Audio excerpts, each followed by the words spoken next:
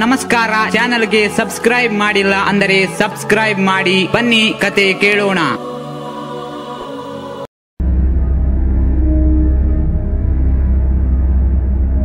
ರಮೇಶ್ ಬಹುರಾಷ್ಟ್ರೀಯ ಕಂಪನಿಯೊಂದರಲ್ಲಿ branch manager ಆಗಿ ಕೆಲಸ ಮಾಡುತ್ತಿದ್ದ. ಒಂದು ದಿನ ರಮೇಶ್ ಆಫೀಸಿನಿಂದ ಮನೆಗೆ ಹೋಗುವುದು ತಡವಾಗಿತ್ತು. ಚಳಿಗಾಲದಲ್ಲಿ ಹಗಲು ಬೇಗನೆ ಹಾದು ಹೋಗುತ್ತದೆ ಮತ್ತು ಸಂಜೆ ಬೇಗನೆ ಆಗುತ್ತದೆ. ಆ ಸಂಜೆಯ ವೇಳೆ ರಮೇಶ್ ಕಚೇರಿಯಿಂದ ತನ್ನ ಮನೆಗೆ ಹೊರಟಿದ್ದ. ಆಗ ಅವನಿಗೆ ಒಂದು ಧ್ವನಿ ಕೇಳಿಸುತ್ತದೆ. ಧ್ವನಿ ಕೇಳಿದ ರಮೇಶ್ ಅಲ್ಲೇ ನಿಂತು ಹಿಂತಿರುಗಿ ನೋಡತೊಡಗಿದ. ಆದರೆ ಅವನಿಗೆ ಅಲ್ಲಿ ಯಾರು ಕಾಣಿಸಲಿಲ್ಲ. ಅವನಿಗೆ ಮತ್ತೆ ಅದೇ ಧ್ವನಿ ಕೇಳಿಸುತ್ತದೆ. ಆಗ ಆ ಧ್ವನಿ ಕೇಳಿಸಿದ ಕಡೆ ನೋಡಿದಾಗ ತನ್ನ ಮುಂದೆ ಯಾರು ಕಾಣಿಸಲಿಲ್ಲ. ಆದರೆ ತಾನಿದ್ದ ಜಾಗದಿಂದ ಸ್ವಲ್ಪ ಮುಂದೆ ನೆಲದ ಮೇಲೆ ಏನೋ ವಿಚಿತ್ರವಾಗಿ ಹೊಳೆಯುತ್ತಿರುವುದು ಅವನಿಗೆ ಕಾಣಿಸುತ್ತದೆ. ಅದರ ಬಳಿ ಹೋಗಿ ನೋಡಿದ ಅವನಿಗೆ ತಿಳಿಯುತ್ತದೆ ಅದು ಸಾಮಾನ್ಯ ವಸ್ತುವಲ್ಲ, ಅಮೂಲ್ಯವಾದ ವಜ್ರ ಎಂದು. ಆಗ ರಮೇಶ್ ಆ ಹೊಳೆಯುತ್ತಿರುವ ವಜ್ರವನ್ನು ತನ್ನ ಕೈಗೆತ್ತಿಕೊಳ್ಳುತ್ತಾನೆ. ವಜ್ರದ ಹೊಳಪನ್ನು ನೋಡಿದ ರಮೇಶ್ನ ಸಂತೋಷಕ್ಕೆ ಮಿತಿಯೇ ಇರಲಿಲ್ಲ. ಆದರೆ ಇದು ಸಾಮಾನ್ಯವಾದ ವಜ್ರವಲ್ಲ ಎಂದು ರಮೇಶ್ಗೆ ತಿಳಿದಿರಲಿಲ್ಲ. ಆಗ ಇದ್ದಕ್ಕಿದ್ದಂತೆ ಆ ವಜ್ರದಿಂದ ಒಂದು ಧ್ವನಿ ಬರುತ್ತದೆ.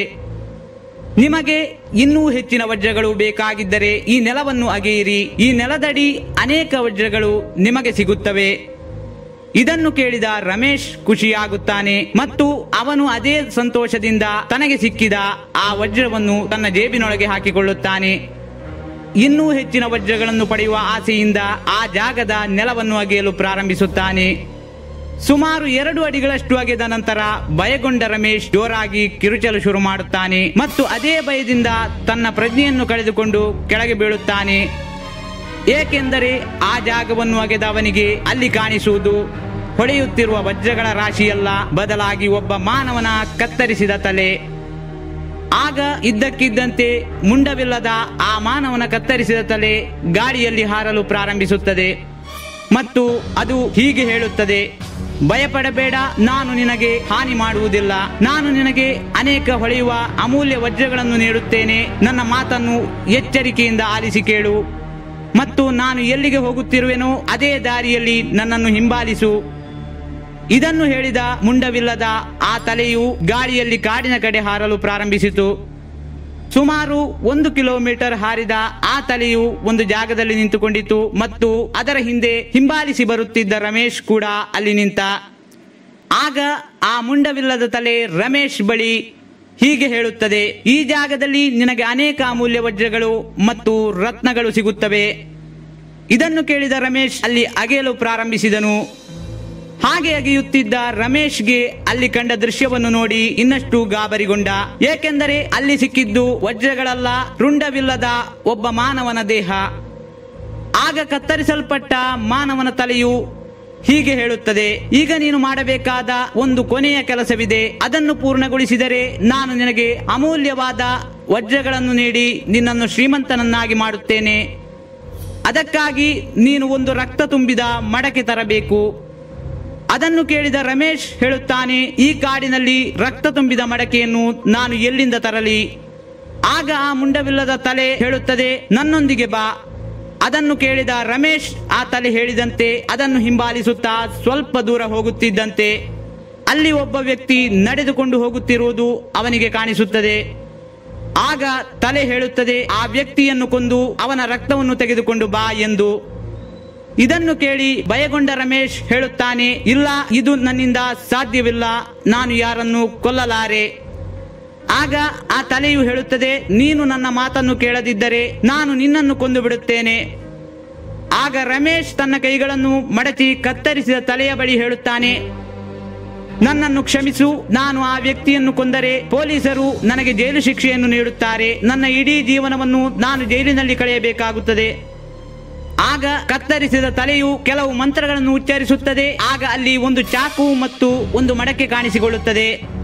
ಕೋಪದಿಂದ ಆ ತಲೆಯು ರಮೇಶ್ ಬಳಿ ಹೇಳುತ್ತದೆ, ಈಗ ನೀನು ನನ್ನ ಮಾತನ್ನು ಕೇಳದಿದ್ದರೆ ನಾನು ನಿನ್ನನ್ನು ಮಾತ್ರವಲ್ಲ ನಿನ್ನ ಕುಟುಂಬದವರನ್ನು ಕೂಡ ಕೊಲ್ಲುತ್ತೇನೆ. ಇದನ್ನು ಕೇಳಿದ ರಮೇಶ್ ಸಾವಿನ ಭಯದಿಂದ ಆ ವ್ಯಕ್ತಿಯನ್ನು ಕೊಂದು ರಕ್ತದಿಂದ ತುಂಬಿದ ಮಡಕೆಯನ್ನು ಮರಳಿ ತಂದು ಆ ಕತ್ತರಿಸಿದ ತಲೆಯ ಬಳಿ ಇಡುತ್ತಾನೆ. ಅದನ್ನು ನೋಡಿ ಕತ್ತರಿಸಲ್ಪಟ್ಟ ತಲೆಗೆ ಬಹಳ ಸಂತೋಷವಾಯಿತು. ಆಗ ರಮೇಶ್ ಬಳಿ ಆ ತಲೆ ಹೇಳುತ್ತದೆ, ಈ ಮಡಕೆಯಲ್ಲಿ ತುಂಬಿರುವ ರಕ್ತವನ್ನು ಅಲ್ಲಿ ಕಾಣಿಸುತ್ತಿರುವ ಮುಂಡದ ಮೇಲೆ ಹಾಕು.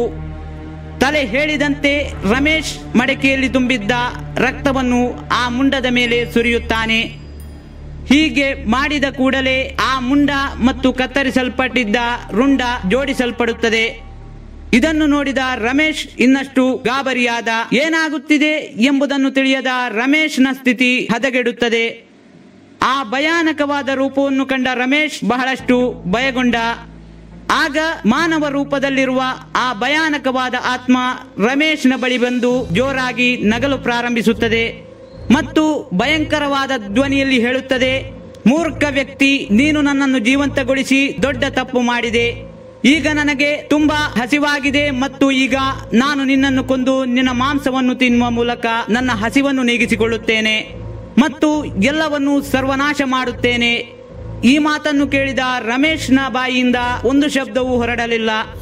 ಭಯಗೊಂಡ ರಮೇಶ್ ವೇಗವಾಗಿ ಅಲ್ಲಿಂದ ಓಡಿ ಹೋಗಲು ನೋಡುತ್ತಿದ್ದಂತೆ ಆ ಭಯಾನಕ ಆತ್ಮ ಅವನ ಮೇಲೆ ದಾಳಿ ಮಾಡಿ ಅವನನ್ನು ಬೀಳುವಂತೆ ಮಾಡುತ್ತದೆ. ಆಗ ಭಯಾನಕ ರೂಪದ ಆತ್ಮ ಹೇಳುತ್ತದೆ, ನೀನು ನನ್ನ ಕೈಯಿಂದ ತಪ್ಪಿಸಿಕೊಳ್ಳಲು ಸಾಧ್ಯವಿಲ್ಲ. ಹಾಗೆ ಹೇಳುತ್ತಾ ಅವನನ್ನು ಕೊಂದು ತಿನ್ನಲು ಸಿದ್ಧವಾಗುತ್ತದೆ. ಅಷ್ಟರಲ್ಲಿ ಆ ಮಾನವ ರೂಪದಲ್ಲಿರುವ ಭಯಾನಕ ಆತ್ಮದ ಜೋಡಿಸಲ್ಪಟ್ಟ ರುಂಡ ಮತ್ತು ಮುಂಡಗಳು ಬೇರ್ಪಡುತ್ತವೆ. ರಮೇಶ್ಗೆ ಇಲ್ಲಿ ಏನಾಗುತ್ತಿದೆ ಎಂದು ತಿಳಿಯುವಷ್ಟರಲ್ಲಿ ಆ ಜಾಗದಲ್ಲಿ ಒಬ್ಬರು ಅಗೋರಿ ಬಾಬಾ ಕಾಣಿಸಿಕೊಳ್ಳುತ್ತಾರೆ ಮತ್ತು ಅಗೋರಿ ರಮೇಶ್ ಬಳಿ ಹೀಗೆ ಹೇಳುತ್ತಾರೆ, ಮಗು, ಚಿಂತಿಸಬೇಡ, ಈಗ ನೀನು ಆ ಶಿರಶ್ಛೇದಿತ ಆತ್ಮದಿಂದ ರಕ್ಷಿಸಲ್ಪಟ್ಟಿದ್ದೀಯಾ. ನೀನು ರಕ್ತದಿಂದ ತುಂಬಿದ ಮಡಕೆಯನ್ನು ತೆಗೆದುಕೊಂಡು ಬರುತ್ತಿರುವಾಗಲೇ ನನಗೆ ಅನಿಸಿತ್ತು, ಏನೋ ಅಹಿತಕರವಾದ ಘಟನೆ ನಡೆಯುವುದಂತೂ ಖಚಿತ ಎಂದು. ಆದ್ದರಿಂದ ನಾನು ನಿನ್ನನ್ನು ಹಿಂಬಾಲಿಸಿದೆ. ಆ ಶಿರಶ್ಛೇದಿತ ಆತ್ಮವನ್ನು ನನ್ನ ಮಂತ್ರಬಲದಿಂದ ಬಂಧಿಸಿದ್ದೇನೆ. ಈಗ ನೀನು ಮನಃಶಾಂತಿಯಿಂದ ನಿನ್ನ ಮನೆಗೆ ಹೋಗು. ಅಗೋರಿ ಬಾಬಾ ಹೇಳಿದ ಮಾತನ್ನು ಕೇಳಿ ರಮೇಶ್ಗೆ ಭಯ ನಿವಾರಣೆಯಾಗುತ್ತದೆ. ಅಗೋರಿ ಬಾಬಾ ಹೇಳಿದಂತೆ ರಮೇಶ್ ತಾನು ಬದುಕಿದೆನೆಂಬ ಸಂತೋಷದಿಂದ ಮನೆ ಕಡೆಗೆ ಹೆಜ್ಜೆ ಹಾಕುತ್ತಾನೆ. ಆದರೆ ಇವತ್ತಿಗೂ ರಮೇಶ್ ಆ ರಾತ್ರಿಯ ಭಯಾನಕ ಘಟನೆಯನ್ನು ನೆನಪಿಸಿಕೊಂಡಾಗ ತುಂಬಾ ಭಯಪಡುತ್ತಾನೆ.